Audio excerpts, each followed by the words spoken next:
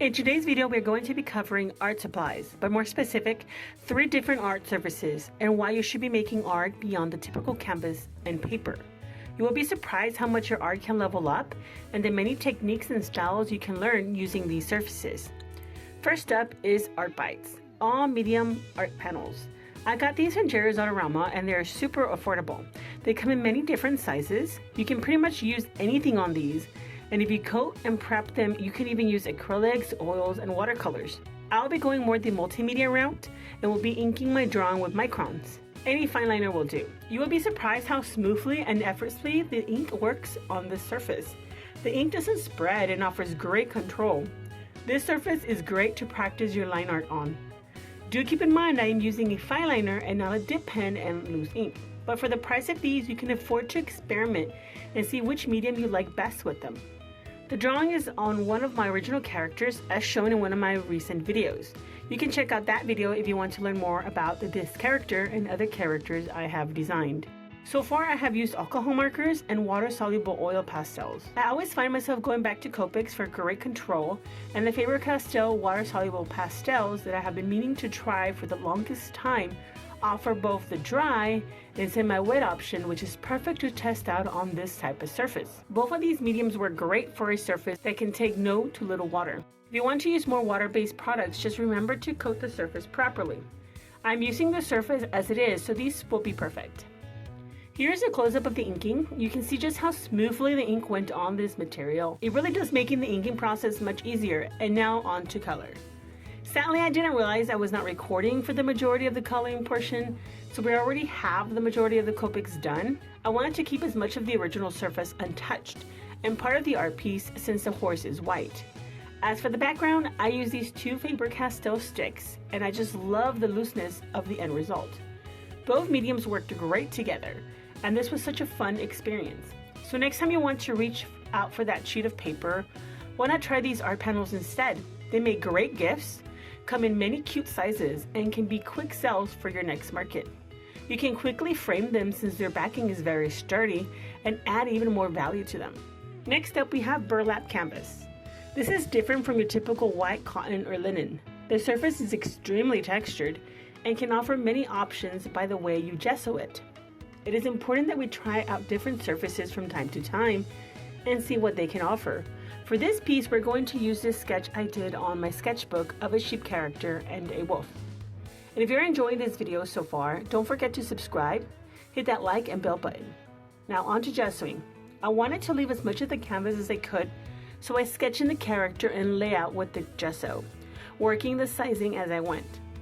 I also gessoed some of the back to minimize the gaps still showing through the material in the gessoed areas.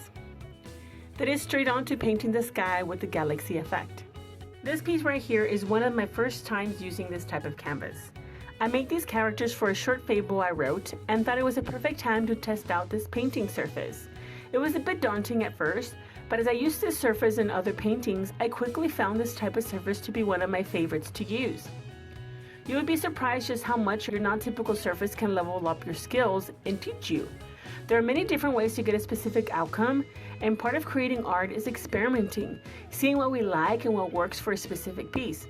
So if something doesn't seem to be working as you planned, don't be quick to shrug it off as not for you. If I had given up on this surface after this piece, I would have missed out on some of my favorite artworks I have ever created. Here I'm showing you more recent pieces I've done since then, as proof of just how much one can level up with practice and not being afraid to try something different. All these pieces I did after sold, and each time I used this surface, I found something I enjoyed even more. Before I show you the comparison of my first time using this surface to my latest, here's a short fable I wrote for this piece for you to enjoy.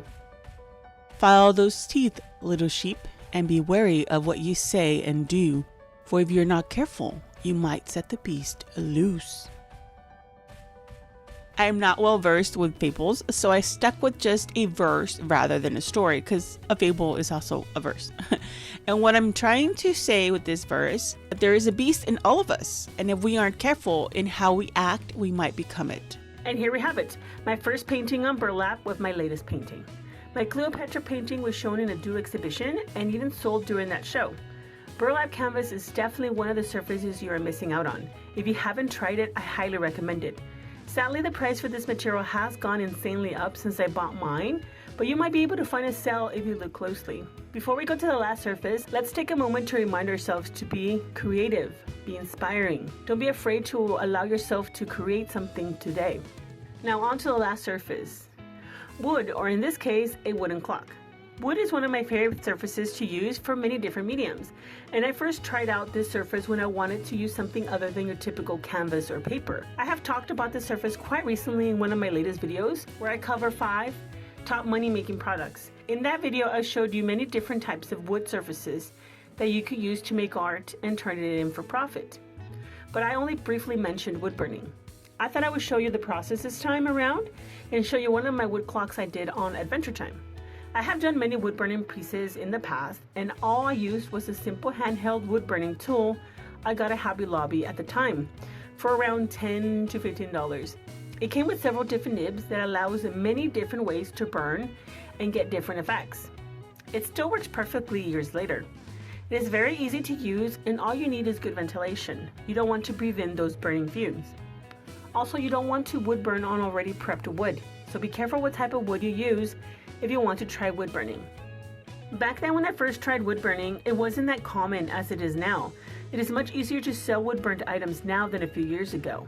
The market for it has grown, and many other artists are now offering this type of art product, but it's not oversaturated just yet.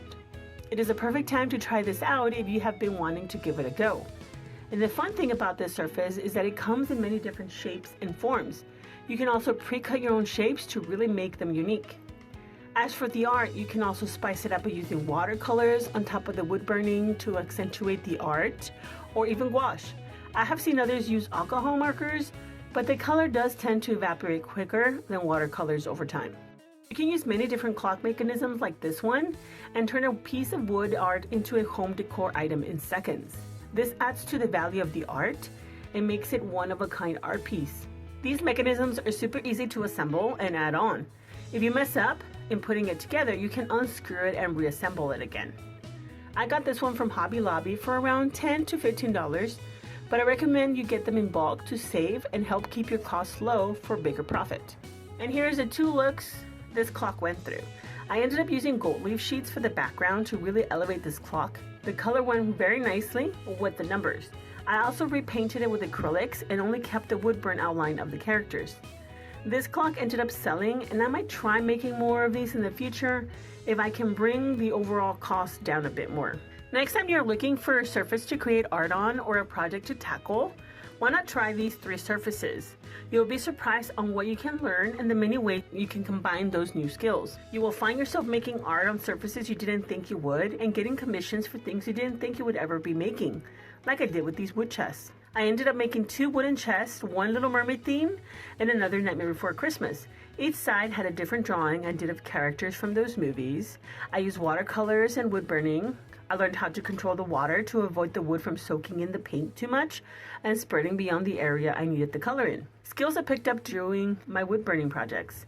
In short, if I hadn't tried wood burning and experimented with adding color to them, I would have missed out on these commissions and many more. I hope you found this video inspiring and encourage you to go out there and experiment with your art. Be bold with your surfaces and stop using only paper. And if you're looking for more inspiration, check out these videos.